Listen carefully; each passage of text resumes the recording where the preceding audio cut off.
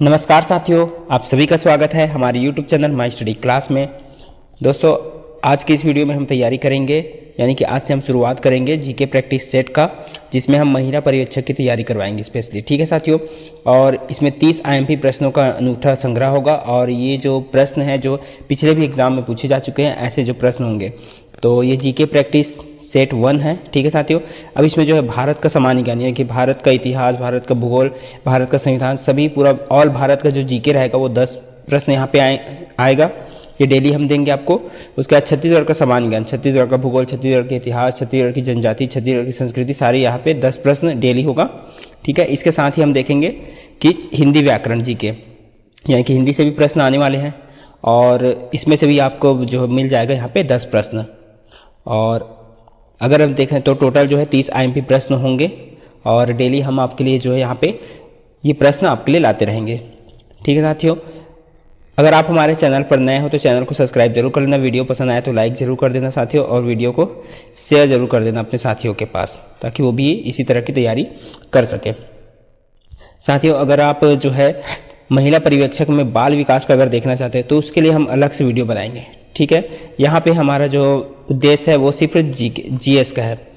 ठीक है, हम यहाँ पे जीएस लाएंगे, जो है भारत का सामान्य ज्ञान, छत्तीसगढ़ का सामान्य ज्ञान, हिंदी व्याकरण जीके। ठीक है, और अलग से जो है बाल विकास के लिए अलग से वीडियो यहाँ पे हम अपने चैनल पर डालेंगे। आप प्ले लिस्ट में जाकर चेक कर सकते हो, वहाँ से आप वीडियो देख सकते हो। तो चलिए आज की वीडियो की शुरुआत कर लेते हैं। तो चलिए साथियों, जो पहला जो जीके होगा वो छत्तीसगढ़ जीके से है। ठीक है, इसके बाद जो है भारत के जीके आएगा। तो अब पहला छत्तीसगढ़ जीके यहाँ पे देख लेते हैं। तो अब पहला प्रश्न है छत्तीसगढ़ से। तो छत्तीसगढ़ राज्य का भौगोलिक क्षेत्रफल कितना है? तो यहाँ पे ऑप्शन दिया गया है 1,45,000 कुछ, और 1,25,000, 1,35,000, 1,37,000। इसके बाद जो है कुछ यहाँ पे जानकारी दिया गया है, आप देख सकते हो। तो इनमें से कौन सा इसका राइट आंसर होगा? तो चलिए राइट आंसर चेक कर लेते हैं यहाँ पे। तो राइट आंसर है 1,35,191 वर्ग किलोमीटर जो है छत्तीसगढ़ का जो है ये क्षेत्रफल है। अगला प्रश्न देखते हैं, शिवनाथ नदी का उद्गम स्थल कहाँ है?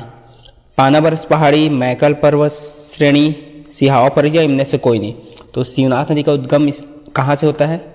तो इसका जो राइट आंसर वो है ऑप्शन ए, पानाबरस की पहाड़ी से। ठीक है साथियों, ये पानाबरस की पहाड़ी राजनांदगांव जिले में पड़ता है, वहां से इसका जो है उद्गम स्थल है शिवनाथ नदी का। अगला प्रश्न है, राज्य में निम्नलिखित किन जिलों से होकर कर्क रेखा गुजरती है? कोरिया, सूरजपुर, बलरामपुर, या ये सभी? तो किन किन जिलों से? तो ये तीनों आ जाएगा, ये सभी है, क्योंकि इन तीनों जिलों से होकर गुजरते हैं। कोरिया, सूरजपुर, बलरामपुर, इन तीनों जिले से होकर जो है कर्क रेखा गुजरती है, आपको ये ध्यान में रखना है। चलिए अगला प्रश्न है, निम्न में से किस पाठ को छत्तीसगढ़ का बगीचा कहा जाता है? मैन पाठ, जारंग पाठ, पंडरा पाठ, इनमें से कोई नहीं। तो छत्तीसगढ़ का बगीचा जो है किसे कहा जाता है? तो हम यहाँ पे देखेंगे, ये का इंपॉर्टेंट प्रश्न है आप लोग के लिए। तो पंडरा पाठ को कहा जाता है छत्तीसगढ़ का जो है बगीचा। अगर छोटी सी जानकारी इसमें देख लेते हैं, यह जसपुर जिले में है, राजपुरी जलप्रपात यहाँ पड़ता है। यहाँ पे कुछ इंपॉर्टेंट जानकारी देख, खुर्जा पहाड़ी से ईप तथा बखौना पहाड़ी से कन्हार नदी का उद्गम होता है। चाय इलायची का उत्पादन होता है इस पंडरा पाठ में। देखो साथियों, ये काफ़ी इंपॉर्टेंट है, ये आप लोग को इसी तरह से जो है नोट्स भी बनाना है आप लोग को, ताकि इसके बारे में जितनी भी और भी जानकारी आपको मिलती है आप वो चीज़ नोट करके रखो। इस तरह से आपको नोट्स बनाओगे तो आपको बहुत सारी जानकारी मिल जाएगी और बहुत फ़ायदा होगा, क्योंकि अक्सर जो है एग्ज़ाम में इसी तरह से जो है प्रश्न पूछे जाते हैं कि क्या उत्पादन हो सकता है, कौन सा जलप्रपात पड़ता है वहाँ पे। तो कौन से जिले में है? जसपुर जिले में है, राजपुरी जलप्रपात पड़ता है। खुर्जा पहाड़ी, यहाँ जो इस पाठ में जो है खुर्जा पहाड़ी, वहाँ से ईब नदी तथा बखौना पहाड़ी से जो है कन्हार नदी का उद्गम होता है। तो यहाँ पे हमें 2 नदी का उद्गम पता चल गया। और क्या क्या चीज़ का उत्पादन होता है? चाय और इलायची का उत्पादन होता है। चलिए अगला प्रश्न देखते हैं, छत्तीसगढ़ का सबसे पूर्वी जिला कौन सा है? जसपुर, बलरामपुर, रायगढ़, महासमुंद। अब यहाँ पे बताना है छत्तीसगढ़ का सबसे पूर्वी जिला, पूर्व में स्थित, तो कौन सा है? ऑप्शन ए है जसपुर। जसपुर जिला जो है सबसे पूर्वी में है। चलिए अगला प्रश्न देख लेते हैं, छत्तीसगढ़ का सबसे दक्षिणी जिला कौन सा है? बीजापुर, सुकमा, बस्तर, दंतेवाड़ा। तो दक्षिणी जिला की बात करें तो ऑप्शन बी सुकमा है, सबसे दक्षिणी जिला की बात करें तो सुकमा है। अगला प्रश्न है, छत्तीसगढ़ का सबसे पश्चिमी जिला कौन सा है? राजनांदगांव, कवर्धा, बीजापुर, इनमें से कोई नहीं। तो जो इसका राइट आंसर है वो है बीजापुर। बीजापुर जो है छत्तीसगढ़ का सबसे पश्चिमी जिला है।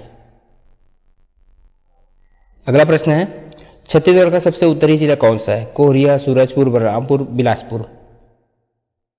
तो इसका जो राइट आंसर है वो है ऑप्शन सी, बलरामपुर है। चलिए अगला प्रश्न देख लेते हैं। अंतर्राज्यीय सीमा को सबसे कम छूने वाला जिले का नाम क्या है?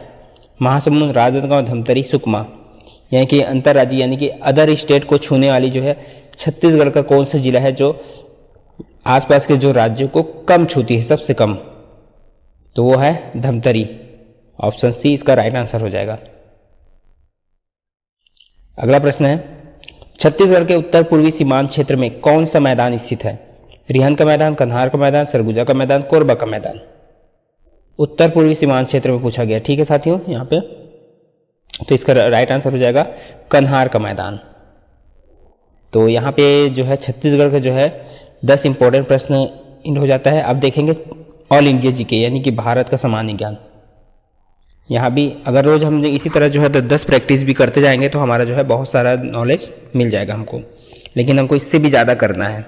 और भी आप जो है अलग अलग जगह से आप पढ़ सकते हो, बहुत सारा ऑप्शन है, आप डिटेल में पढ़े, ये आपके लिए फ़ायदा होगा। अगर आप डिटेल में पढ़ते हैं उसके बाद ये प्रैक्टिस सेट आप सॉल्व करते हैं तो आपके लिए बहुत ज़्यादा बेनिफिट मिलेगा। पहले आप डिटेल में पढ़ें, ठीक है साथियों, जो भी आप पढ़ रहे हैं उसको डिटेल में पढ़ें, उसके बाद जो है ये प्रैक्टिस सेट में आए, तब जाके आपको जो है और ज़्यादा बेनिफिट मिलेगा। चलिए अगला देख लेते हैं। मंत्रिमंडल शब्द का उल्लेख किस अनुच्छेद में है? 356, 235, 352, 75। तो इसका जो राइट आंसर है वो अनुच्छेद 352 में है मंत्रिमंडल शब्द का उल्लेख। अगला प्रश्न है,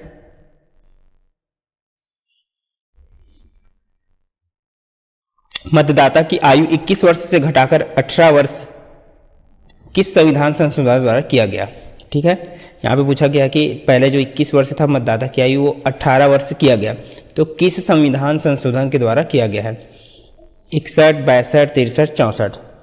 इसका जो राइट आंसर है 61वां संविधान संशोधन हुआ था 1989 में। इसी में जो है मतदाता की आयु 21 वर्ष से घटाकर 18 वर्ष किया गया।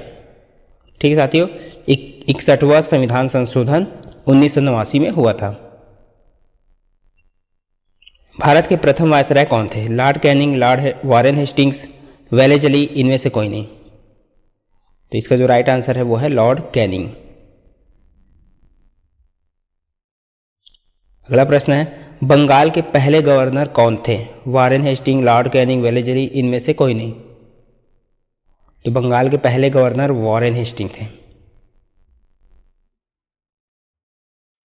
भारत देश के नाम भारतवर्ष का सबसे पुराना जिक्र किस पुस्तक में है? ऋग्वेद, महाभारत, श्रीमद् भगवद गीता, अष्टाध्यायी। तो इसका जो राइट आंसर है वो है अष्टाध्यायी में है। तो इसमें कुछ नोट्स देख लेते हैं। हमारे देश भारत का नाम का सबसे पुराना जिक्र पाणिनि की पुस्तक अष्टाध्यायी में है। तो आपको ये याद रखना है किसकी पुस्तक है वो? पाणिनि की पुस्तक है अष्टाध्यायी। चलिए अगला प्रश्न देख लेते हैं। पीठ आवास के साक्ष्यों की खोज किस स्थान पर की गई है? लोथल और कारीबंगा, बुर्जहोम और गुफकराल, रोपड़, रंगपुर, इनमें से कोई नहीं। तो इसका जो राइट आंसर है वो है बुर्जहोम और गुफकराल। अगला देख लेते हैं। निम्न में से कौन से देवी देवता ऋग्वैदिक काल से संबंधित थे? पुरंदर, वरुण, सावित्री, उषा या ये सब? देख सकते हो इसमें 5 ऑप्शन है। तो इसका जो राइट आंसर है वो है ये सब। ठीक है साथियों, ये सब जो है ऋग्वैदिक देवी देवता थे। तो यहाँ पे और देख लेते हैं। इंद्र, वरुण, पुरंदर, उषा, सावित्री, आश्विन, मारुत आदि प्रमुख देवी देवता थे। तो ये आपको याद रखना है, ऑप्शन में कोई भी आ सकता है। ठीक है साथियों, ये डिटेल आपको पता रहेगा तो ऑप्शन में इनमें से कोई भी आ जाएगा, आप वहां पे लगा सकते हो। चूंकि ऑप्शन में यहाँ पे 4 ही है, लेकिन यहाँ पे आप देख सकते हो और भी ज्यादा यहाँ पे दिया गया है। अगला देखते हैं। गुप्तकालीन साहित्य का स्वर्ण युग किसके समय को कहा जाता है? चंद्रगुप्त प्रथम, चंद्रगुप्त द्वितीय, विक्रमादित्य, स्कंदगुप्त, कुमारगुप्त। इसका राइट आंसर हो जाएगा चंद्रगुप्त द्वितीय, विक्रमादित्य।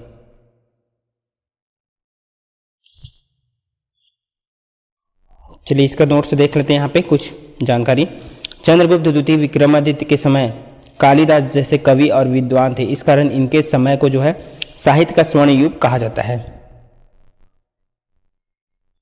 अगला है, भारत में सैन्य शासन किसने शुरू किया? यवनों ने, शकों ने, कुषाणों ने, पठानों ने। तो इसका जो राइट आंसर हो जाएगा यवनों ने। ये इसका राइट आंसर है, ऑप्शन ए।